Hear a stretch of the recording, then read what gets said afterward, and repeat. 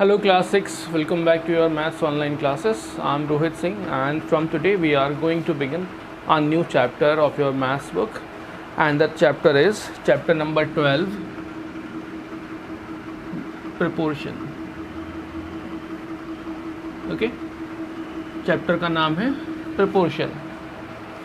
ठीक है, so we will learn first what is proportion. Proportion होता क्या है, ठीक है, इसके बारे में पहले सीखेंगे. So take an example and try to understand what is proportion. Suppose in a question I have been given a ratio, and that ratio is of number of boys and number of girls. ठीक है, ये boys और girls का ratio given है एक किसी question में, ठीक है, और वो रेशियो है सपोज 8:12.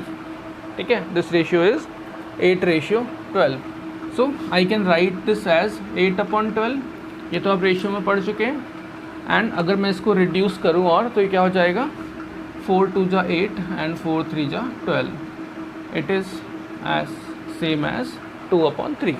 सो 8/12 किसके इक्वल है, 2/3 के. सपोज़ मुझे एक रेशियो और गिवन है, ठीक है.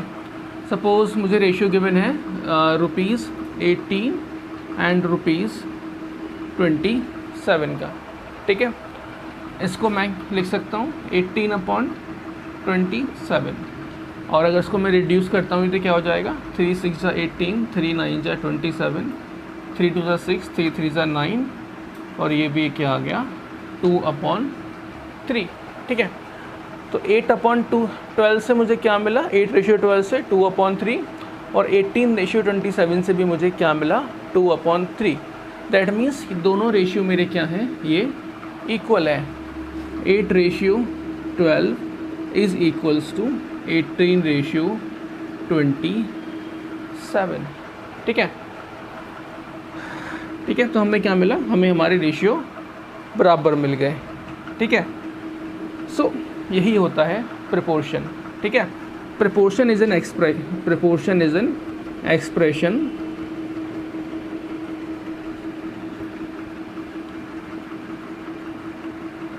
which tells that two ratios are equal. ठीक है, प्रोपोर्शन आपको क्या बताता है, that two ratios are equal. Proportion is an expression. This tells that two ratios are equal. ठीक है, अब proportion का साइन क्या होता है बेसिकली, जैसे हम रेशियो के लिए ये साइन यूज़ करते हैं सिंगल कॉलन, proportion के लिए हम डबल कॉलन यूज़ करते हैं.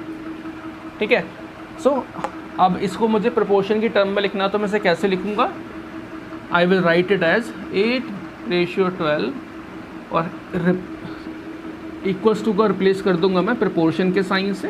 प्रोपोर्शन का साइन हो जाएगा आपको 2 बार रेशियो का साइन यूज़ करना पड़ेगा. ठीक है, और 18:27.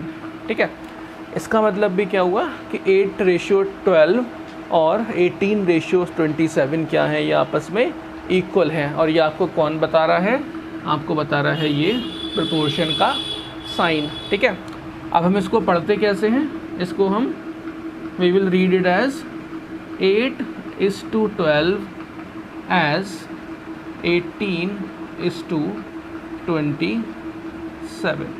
ठीक है, इसको हम मैथ्स में पढ़ते कहते हैं 8:12 एज 18:27. ठीक है, और बेसिकली इसका मतलब क्या होता है कि 8:12 इज इक्वल्स टू 18:27. ठीक है, तो आपको समझ में आ गया होगा कि प्रोपोर्शन होता क्या है बेसिकली. ठीक है, तो प्रोपोर्शन क्या करता है, proportion just tells you that if whether two ratios are equal और नॉट. अगर दो रेशियो प्रोपोर्शन में हैं तो वो क्या होंगे, वो इक्वल होंगे. ठीक है, कुछ और बात करते हैं इसमें प्रोपोर्शन में. ठीक है, so as you can see that here are 4 terms. ठीक है, A, B, ratio C and D. इस तरह से ये इसको मैंने ए मान लिया, इसको B, proportion C and D.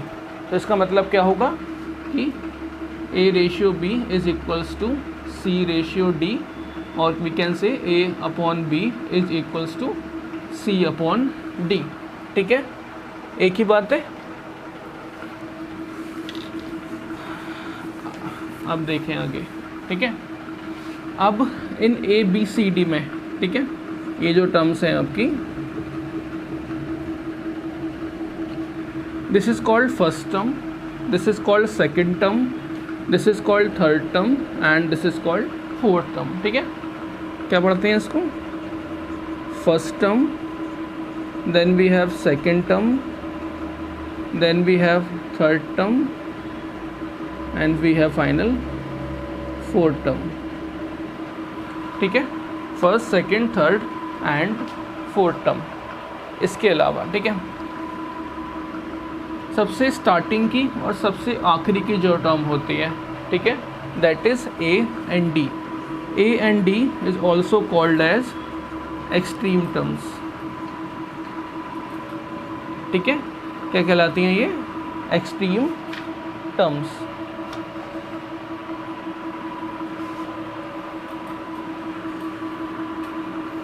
And B and C ये कहलाती हैं आपकी मीन टर्म्स। ठीक है, first term, second term, third term and fourth term, A और डी को हम क्या कह सकते हैं? इनको हम कहते हैं एक्सट्रीम टर्म्स, क्योंकि ये एक्सट्रीम साइड में आती हैं। एक लेफ़्ट से एक्सट्रीम है और एक राइट से एक्सट्रीम है, और ये दोनों बीच में आती हैं, बी और सी, तो इसलिए हम इनको कहते हैं मीन टर्म्स। ठीक है, अब हम ये से हम क्यों पढ़ रहे थे, क्यों बता रहे थे इसको? क्योंकि यहाँ से एक फार्मूला ड्राइव होता है। ठीक है, और वो फार्मूला क्या है? Basically that is product of extremes is equals to product of means. ठीक है, product of extreme terms is equals to product of mean terms. That means extreme में कौन कौन सी टर्म है? A into D. A into D is equals to mean में कौन सी टर्म है? B into C. B into C. ठीक है, तो आपको इस तरह के क्वेश्चंस मिलेंगे कि क्या पता आपको डी की वैल्यू पूछ ली, ए बी सी की वैल्यू दे दी, ए और डी और बी की वैल्यू दे दी, और आपसे सी की वैल्यू पूछ ली। ठीक है, या फिर आपको प्रोडक्ट ऑफ एक्सट्रीम या प्रोडक्ट ऑफ मीन्स में से कोई भी वैल्यू गिवन है। ठीक है, तो आपको क्या क्या हमने क्या क्या देखा? We understand that what is proportion, proportion क्या होता है ये सीख गए हम। What is first term, second term, third term, fourth term क्या होती हैं, एक्सट्रीम टर्म्स क्या होती हैं, और मिड टर्म्स क्या होती हैं। ठीक है, तो ये थी आपकी बेसिक इस चैप्टर की। अब कुछ क्वेश्चंस करके देखते हैं। इन्हीं बेसिक्स के बेस पर आपके सारे क्वेश्चंस एक्सरसाइज के हो जाएंगे।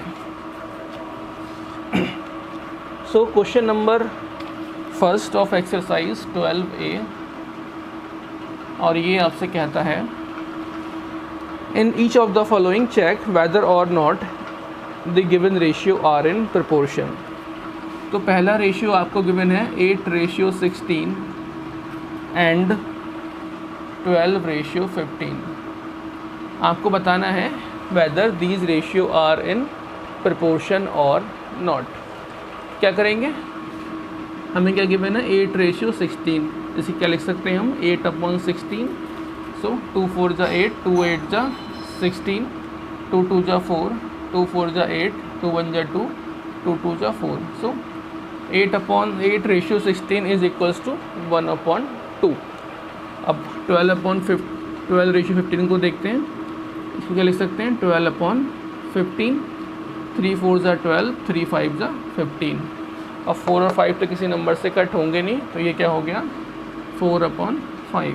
सो 1/2 इज़ नॉट इक्वल्स टू 4/5। तो हमारा आंसर क्या होगा? No, they are not in proportion. ठीक है, आसान से सवाल है। आपको बस जो नंबर गिवन है उनको चेक करना है कि वो इक्वल हैं या नहीं है। अगर इक्वल होते हैं तो प्रोपोर्शन में होंगे, अगर इक्वल नहीं होते तो वो प्रोपोर्शन में नहीं होंगे। एक और पार्ट देखते हैं, पार्ट नंबर 2, 16:28 एंड 24:42। इसको कन्वर्ट करते हैं। 16:28 क्या हो जाएगा, 16/28, 4 4 जा 16, 4 7 जा 28, तो ये क्या हो जाएगा 4/7। नेक्स्ट नंबर क्या है, नेक्स्ट रेशियो 24:42, इसको क्या लिख सकते हैं 24/42। नाउ 4 2 1 जा 2, 2 2 जा 4, 2 2 जा 4, 2 1 जा 2, 3 4 जा 12 एंड 3 7 जा 21, तो ये भी क्या आ गया 4/7। यहाँ से हमें दिख रहा है साफ साफ कि 4/7 is equals to 4/7, that means these ratios are in proportion. तो कैसे लिखेंगे हम, 16:28, 16:28 एज 24:42। क्या पढ़ेंगे हम इसको, 16:28 एज 24:42, दैट मीन्स ये दोनों रेशियो आपस में बराबर है। ठीक है, सेकंड क्वेश्चन देखते हैं।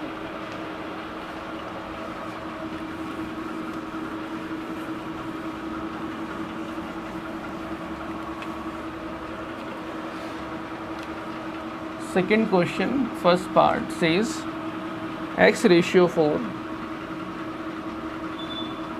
is equals to 6/8। अब यहाँ पर आपको पहले ही कह दिया है कि find the value of x in each of the following proportion. ठीक है, ये जो रेशियोज थे ये प्रपोर्शन में हैं और आपको यहाँ पर किसकी वैल्यू फाइंड करनी है, x की वैल्यू। x/4 equals to 6/8। ठीक है, जब ये रेशियो इक्वल है तो इन्हें क्या लिख सकते हैं हम, x/4 इक्वल्स टू 6/8 लिख सकते हैं ऐसे। ठीक है, अब क्या कर सकता हूँ मैं, क्रॉस मल्टीप्लाई, तो क्या हो जाएगा x × 8 इक्वल्स टू 6 × 4। ठीक है, अब ये यहाँ पर मल्टीप्लाई में राइट साइड में कहाँ चला जाएगा, ये अपॉन में, कहाँ पर आ गया, अपॉन में।